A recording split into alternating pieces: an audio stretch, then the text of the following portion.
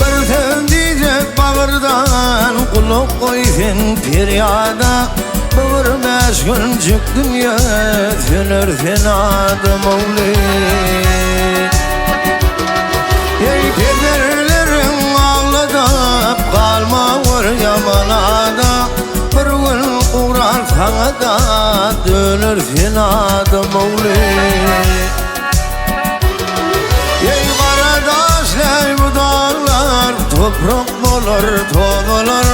Yarana bak derler aydın olur sağ olur.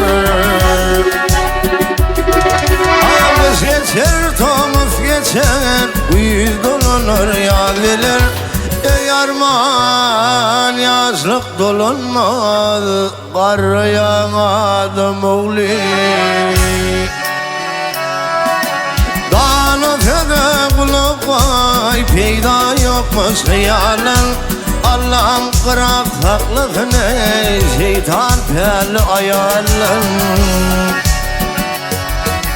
Dost tutun verdin ağzını tutma piftelin.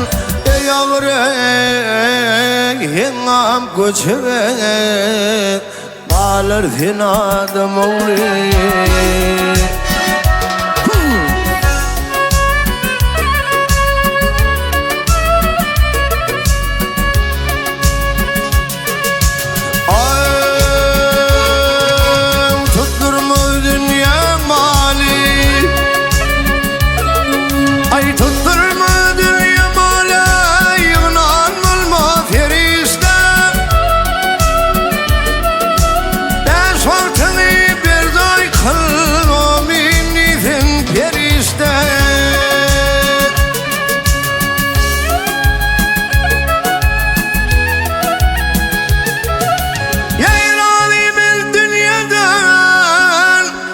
Sen peygamber yaşta yürüyüş benle nesipten ölmeli adım Mevli.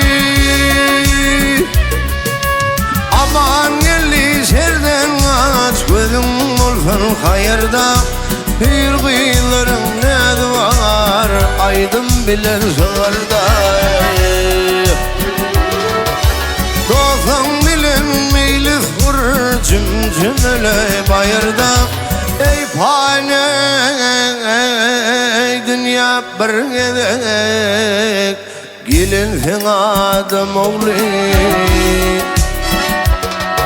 Ey dostum bilen meylis vurur cümcümele bayırda. Ey bu yalan sabır gedek gelin sen adı Mevli. Gelin sen adı Mevli.